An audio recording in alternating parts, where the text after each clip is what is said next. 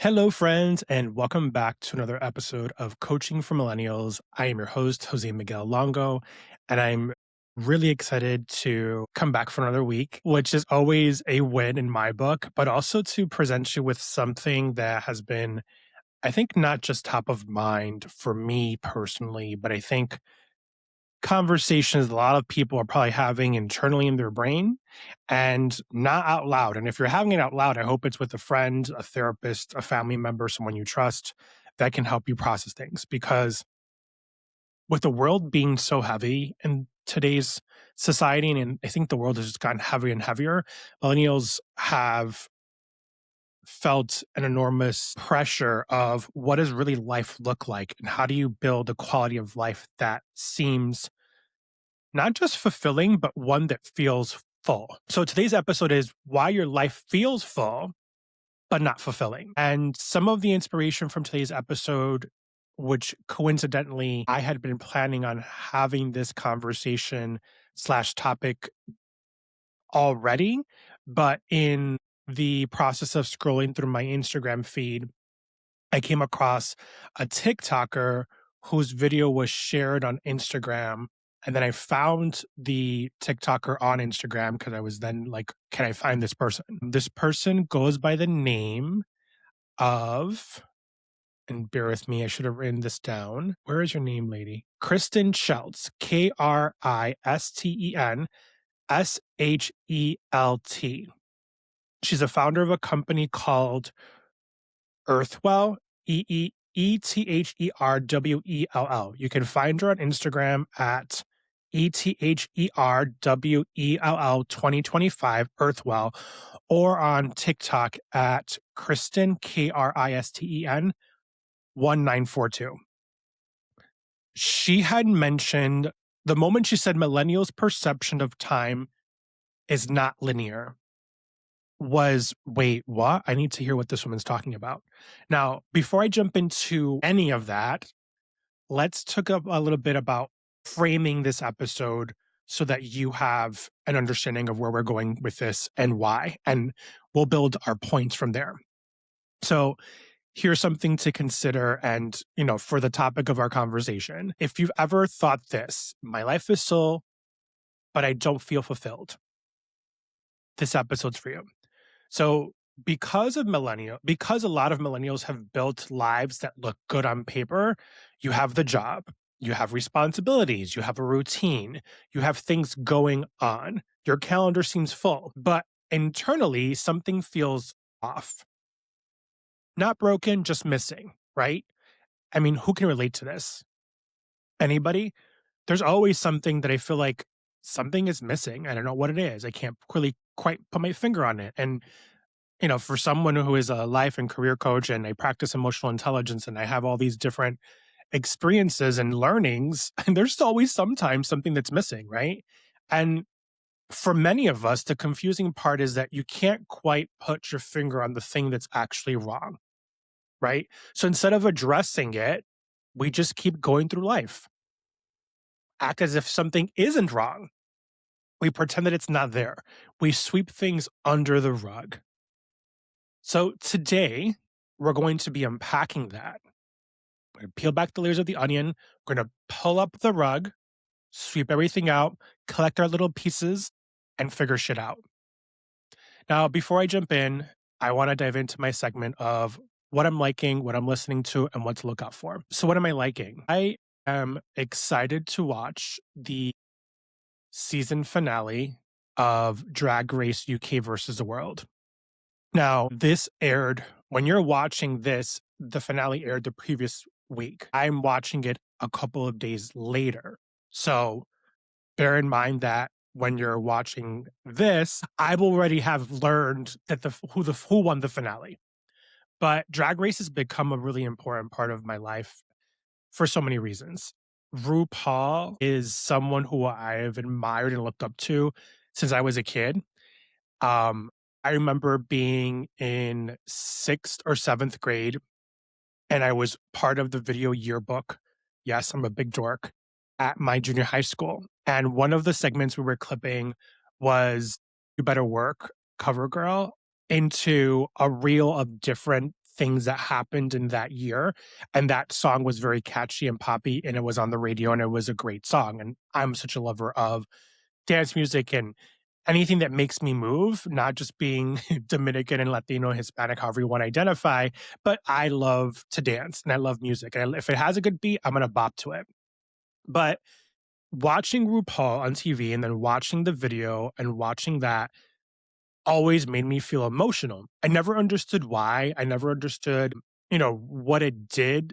It just made me feel happy, but in an emotional way where it made me also sad because there was something that I saw in that man that had so much confidence. And at the time as a kid, I didn't know what this was. It's just was me now as an older grown ass man figuring my shit out, recognize where that came from. And I get like right now, I feel like I'm holding it back because what he has done for the LGBTQ community to me is transformational and giving people in the queer community a voice to share their stories and allowing those voices to be heard by other people who perhaps don't have one.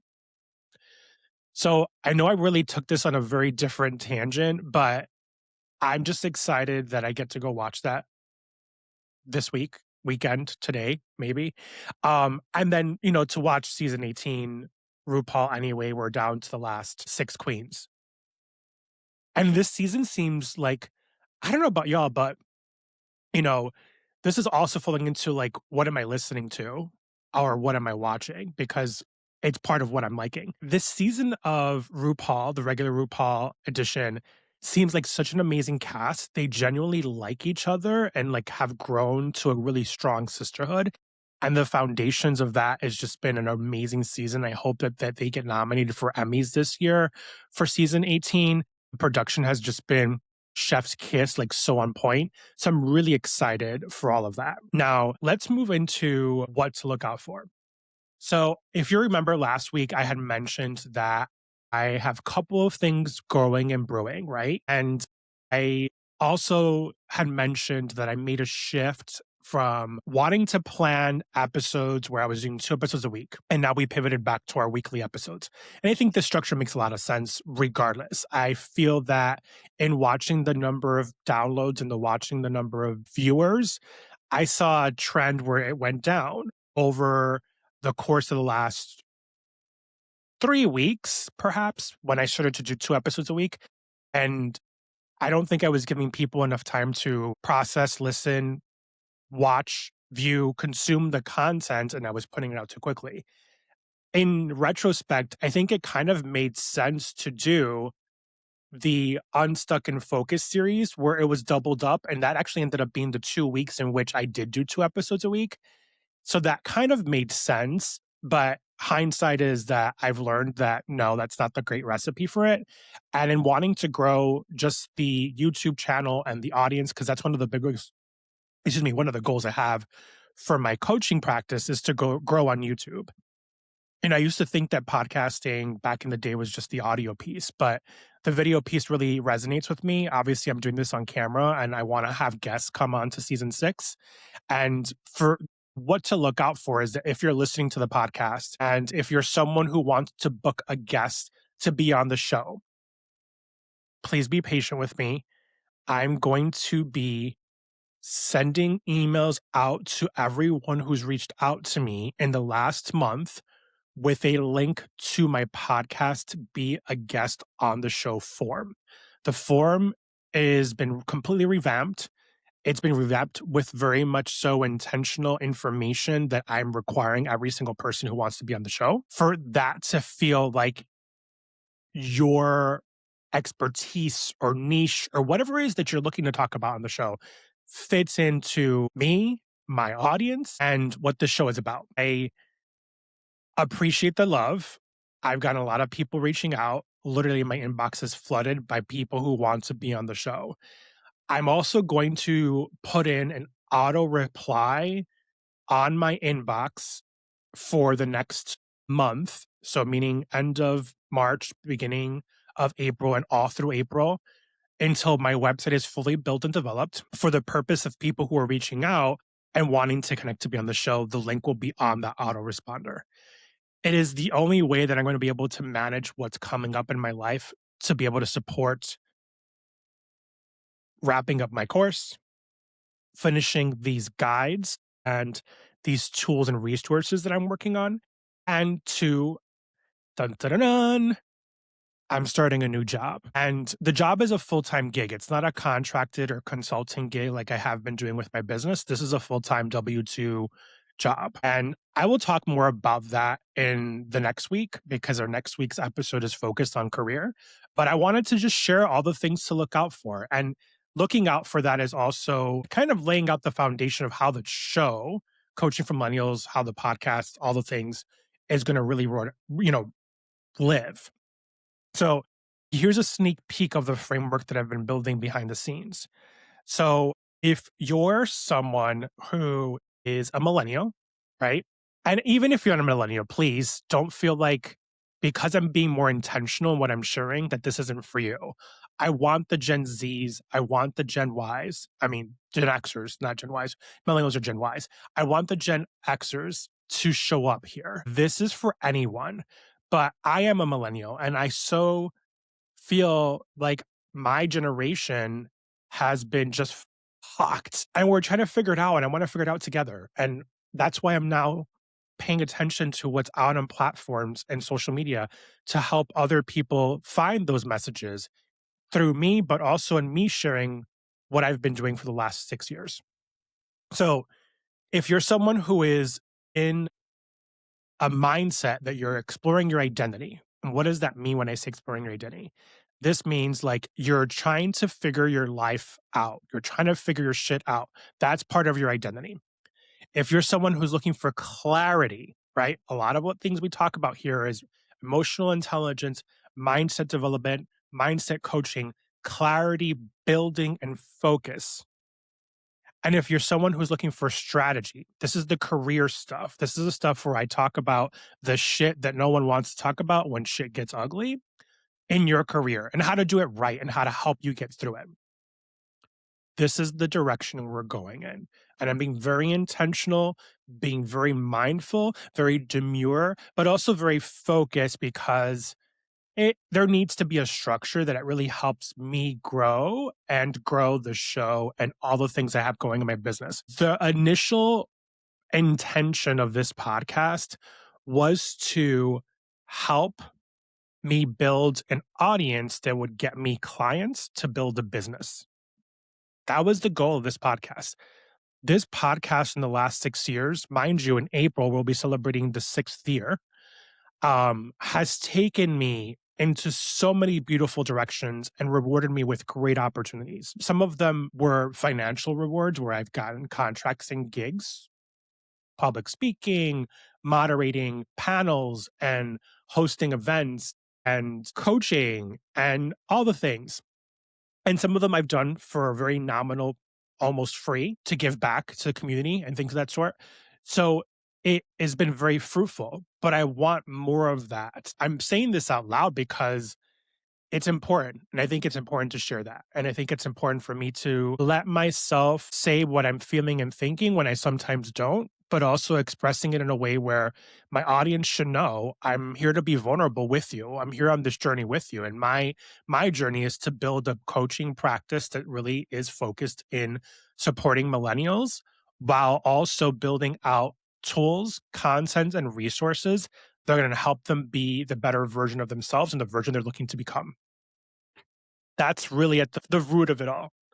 So let's pivot out of this, this segment and really move into what we're talking about here for this episode, why your life feels full and not fulfilling. So let's jump into our main point of focus here. And the thing that I want to call out here is that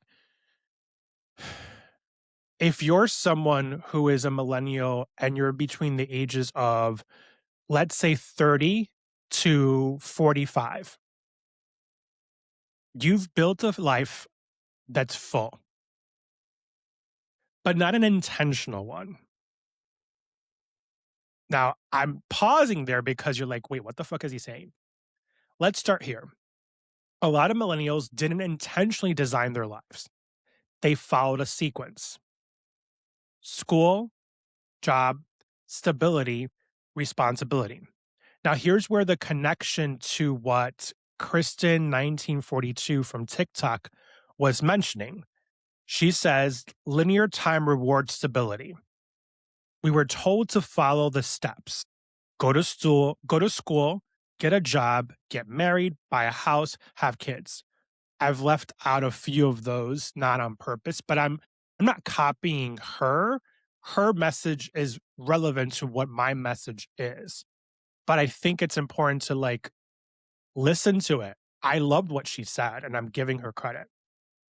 Getting back to what I'm saying here is that along the way, things just got added on to that.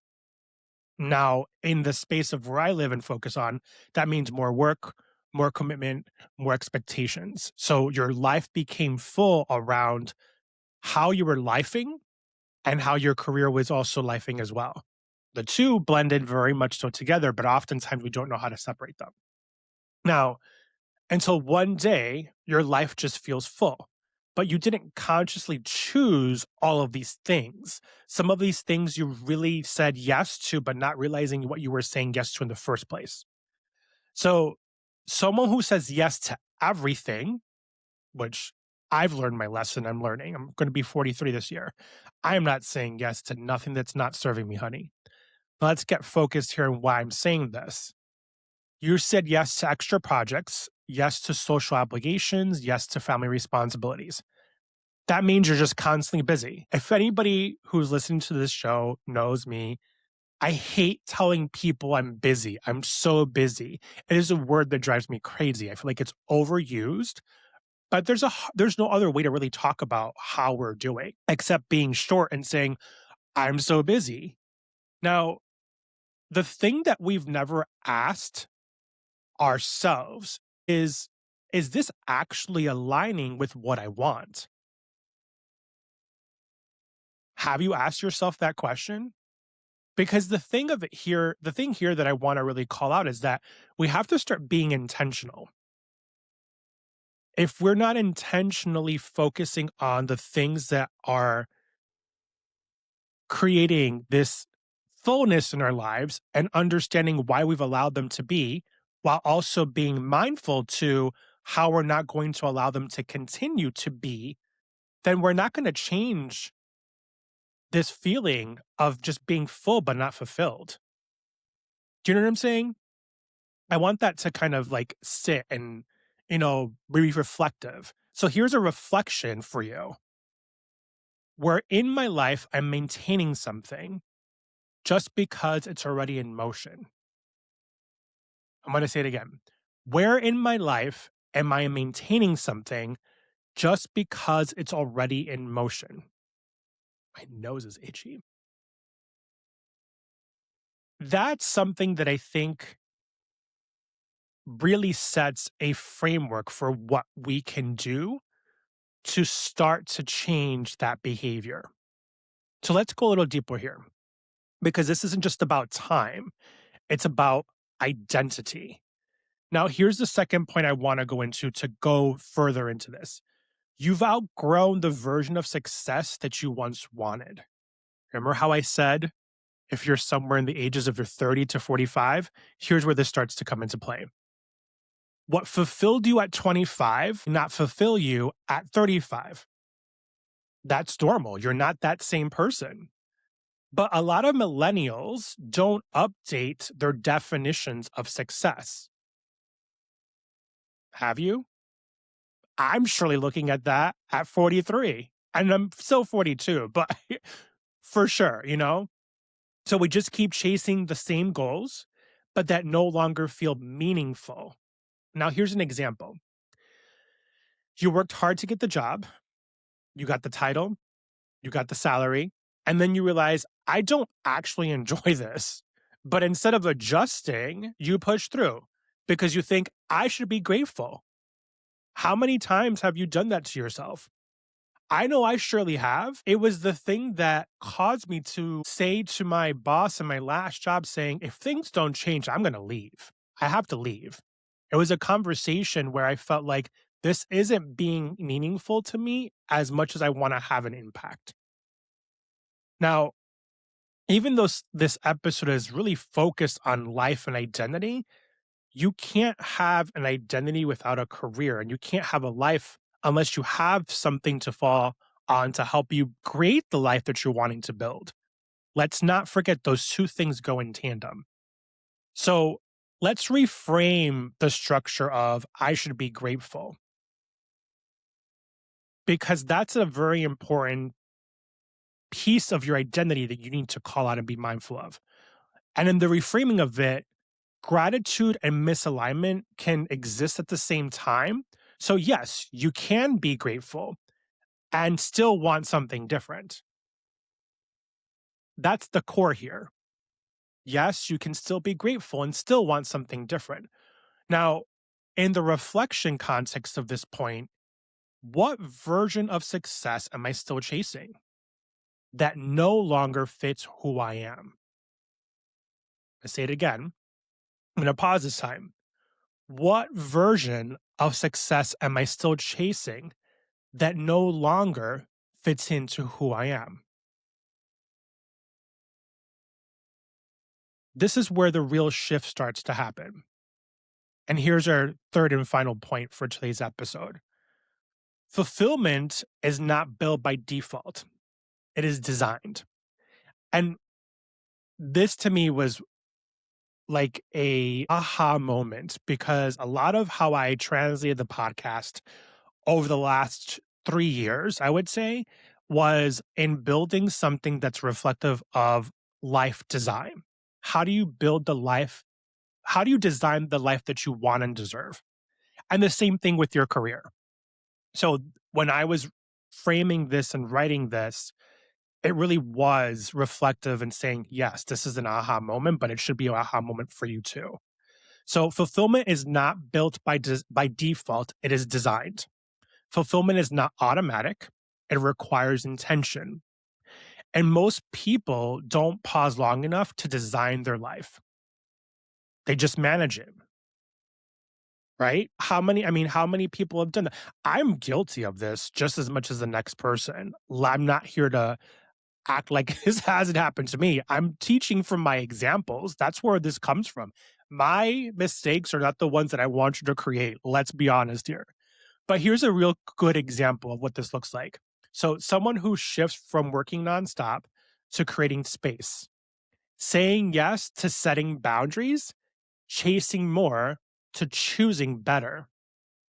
This is where fulfillment starts to come back. Being intentional, being mindful, and being aware. I'm going to say this again. Working nonstop to creating space, saying yes to setting boundaries, chasing more to choosing better. I love that so much. I literally got goosebumps just saying that. So here's the teaching lesson to take away, and we'll then do our reflection to wrap up here. Fulfillment comes from alignment, energy, intention. Well, alignment, energy, intentional choices. It's not just productivity. And I am so guilty of this because I sometimes feel as though I have to stay busy to feel not just fulfilled, but like I'm doing something. And maybe part of it is my ADHD, but I also recognize that I say yes to a lot of things that don't necessarily fulfill me. It's for the sake of wanting to help others. And I have to be more intentional about how I'm saying yes to, because my time is precious. And I've never stopped in the last 4 or 5 years to really think about that. I've had to make a lot of choices recently, or not choices, but decisions that have led me to think more about how I want to intentionally spend my time so that I can still feel fulfilled in the work that I'm intending to do. And that's hard because there's projects that I love doing that I'm going to have to say no to unless something changes that's going to lead me to say, this is worth my time and my investment. And that's hard as well because you want to align yourself with creating intentional choices and the energy, right? Something that I do a lot when I talk about strengths based coaching, and that's for a whole different conversation, is the first question I ask people is, when are you at your best? When do you find that you're doing something that gives you energy? Like, I'm sitting here right now and I'm pumped because doing this with you brings me energy, it brings me joy. I get excited. I get, the emotions in my body. So you have to ask yourself these questions. And that's why I've built my podcast where it's asking you question and reflection, right? Intentional and being proactive.